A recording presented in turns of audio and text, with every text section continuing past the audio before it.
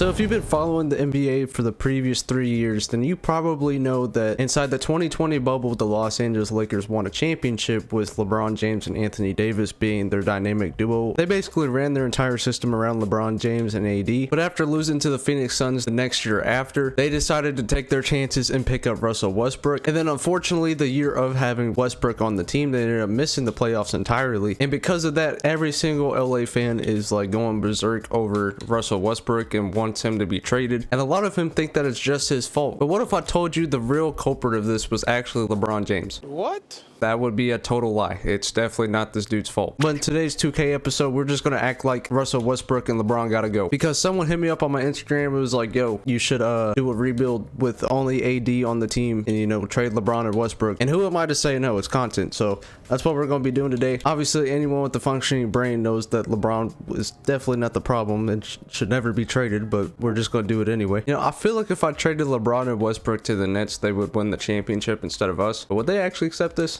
Oh, nope. You know what? Would this trade actually work? Oh, no. They say that they're a championship contending team. They don't want to trade Curry. I don't blame them. I wouldn't do this trade either. But on the bright side, they are getting the GOAT and LeBron James on their team if they do accept this. Okay, in all honesty, if we are going to trade LeBron, I feel like we should trade him for depth. You know what? I just went into the trade finder to see if there's anybody who would make a trade for LeBron. And the only team that it is, the Brooklyn Nets for Kyrie and Ben Simmons, which I actually already tried this trade earlier, but they would accept it. So, I mean, I guess since this is the only one available, we might as well choose it. I would never do this if I was the Lakers GM, but hey, just for the video, that's what we're gonna do. Put Ben Simmons at the small forward, and then we have to ship Russell Westbrook off. Let me actually, I think I just saw Buddy Hield in there. So just by looking at the starting lineup, it looks like we could use somebody at the shooting guard position and the power forward position, or the center, because I think I prefer AD playing power forward. Now I did just get this trade of Terry Rozier and Gordon Hayward. Honestly, I don't really think I want Gordon Hayward. It looks like they don't have anyone else to offer, so I want to see if I can construct my own trade. Oh yeah, by the way, I don't even think I mentioned this, but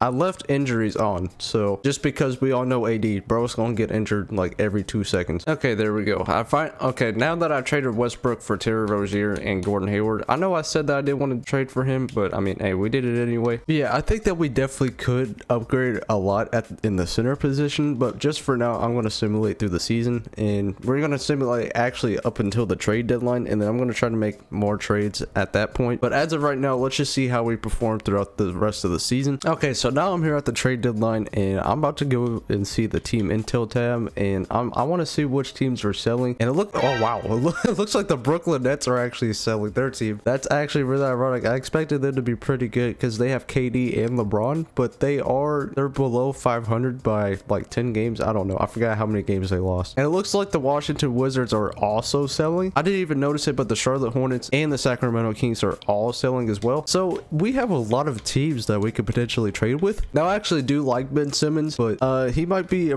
really good trade piece for someone like, I don't know, KD. So he might go back to Brooklyn after being traded there from Philly and then not playing at all. Like, I don't know. The whole thing's kind of confusing, but would they accept this? Nope. Okay, that makes sense. I won't accept that either. You know, I want to see if we could flip Kyrie for his previous teammate Kevin Durant. We send him and Ben. Okay, actually, I don't know if I want to do both of them. Can we do Gordon Hayward instead? But no. Okay, I don't blame him for not accepting that. I doubt that they're gonna take all these second round picks, but who knows? Maybe they will. And okay, yeah, it doesn't look like they want to. I don't blame them. Okay, what if we threw in Terry Rozier? So we'd be kind of getting rid of a lot of depth, but on the bright side, we'd be getting Kevin Durant. And yeah, okay, never mind. It doesn't look like they would accept that trade either. I feel like the only way we could get them to accept something like that is with a 3-team trade. And I don't think I want to do one of those. Kyrie's trade value does not look too good. Unfortunately, I might trade Ben Simmons. Like I said, I actually think he's not bad. But low-key, if there was any team that we could scam out of getting a good player, it would be this one. Oh my, whoa, why is Terry Rozier and Gordon Hayward's trade value so good? You know what? Yeah, give me PG. Even if we don't keep him, we can flip him for somebody, right? I mean, we could just run with this lineup. This is actually not bad. But low-key, I think that we need to get a center, but we might not keep PG, but I want to see what his trade value is looking like. Okay, so in the trade value, it says that Brook Lopez and Clint Capella are both available for like absolutely nobody. We are giving up Joe Harris, who is a very good shooter, but I mean, to be honest, is that even that bad? I mean, we have Kyrie, PG, Ben Simmons, Anthony Davis, and now Clint Capella. Low-key, all we need to do now is just put some good guys on our bench. Just put some solid players on there. We could win a championship in year one. It looks like Jared Vanderbilt is available. What's his estimate of wins added? Doesn't look like a whole lot. You know what? We're gonna do this trade as well. We actually have a really good team. I like this. Yo, you know what? This trade right here might be a lot better. I'm about to do it just because we get Christian Wood, but I'm definitely trading Davis Bertans, and I'm about to flip those two for Evan Fournier, and we could do this one last trade. Let's just go ahead and look at the roster. We have Kyrie, PG, Ben Simmons, Anthony Davis, and now Christian Wood. We have Daniel Gafford, who is averaging like 12 and 8 coming off the bench as our sixth man. If you look at his per 36, he's averaging 19 and 11. So he's averaging, yeah, 13 and 8 pretty much on nearly 65% shooting. I'm pretty sure, yeah, we have all these guys except for Kyrie under contract and Christian Wood. So this is kind of a do or die season, but I don't think we'll be losing too much if we flunk out and don't win the championship. Actually, no, we might lose Kyrie and Christian Wood, so we would be missing out on a lot. But I don't know, we might actually have a pretty good chance. But yo, by the way, if you do enjoy videos like this, then I do recommend subscribing because it does support me as a small creator, and you get to see more stuff like this. I usually don't do too many rebuilds, but in today's case, that's exactly what we're doing. And John Morant won his very first MVP. Bro averaged like 33, 7, and 8. That's crazy. Keegan Murray, Rookie of the Year. Andre Drummond, 6th Man of the Year. And DPOY goes to Anthony Davis. So I guess trading LeBron and Westbrook is what was holding AD back this whole time. Actually, probably not, but let's just pretend like it is. And we were actually the 3rd seed this season, and we have to go up against the Phoenix Suns, who this team previously eliminated us last time we were in the playoffs. So I'm pretty interested to see how this goes. In the very first game, we ended up winning, and in game 2 we ended up losing, and now we are up 2-1 against the Suns. And let's see, come on, okay, we're tied 2-2, we're up 3-2, we have a game 7. Oh my gosh, you know what, it's all good because we actually have a pretty clutch squad. Actually, I don't really know. It looks like, oh my gosh, this is a really close game. I might not have to jump in though because we are pulling. Yep, we pulled away. Kyrie Irving led us in scoring with 22 points. He also had 9 assists. Christian Wood, he did his thing. AD, he didn't really score all too much, but he did clear the glass a lot, and he gave us pretty solid rim protection because he had 4 blocks. Ben Simmons nearly had a triple-double, and PG, he had a kind of an off night. He also had 3 turnovers with low scoring. I don't think that's going to happen too much in a later game, so I think he should be all right. And now we have to go up against the New Orleans Pelicans, who was Anthony Davis' previous team, and they now have their newly acquitted Zion Williamson, Brandon Ingram, and they were also the 2 seeds, so they might actually be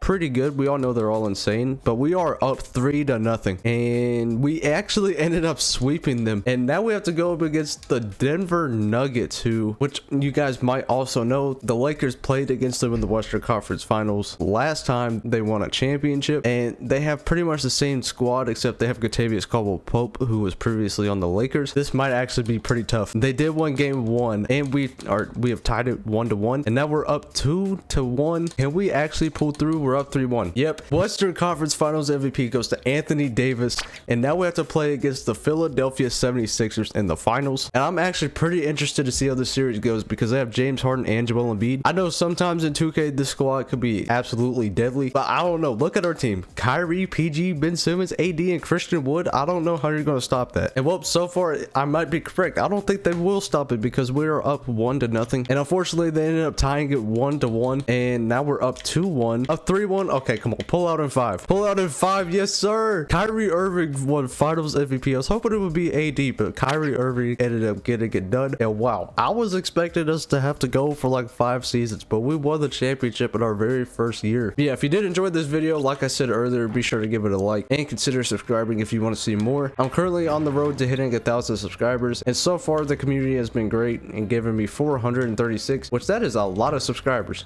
to me at least. So yeah, I appreciate all of you for supporting me, and if you are new to the channel and you also want to support me, then like I said, you should be sure to subscribe. I also saw in the comments that you want to see the pace expansion team come back. I'm pretty sure we did that on 2K21 or 2K22. I forgot which one it was. I'm pretty sure it was 22, but yeah, I will be bringing that back. Yeah, thank you guys for watching. I will see you in the next one. I'm out.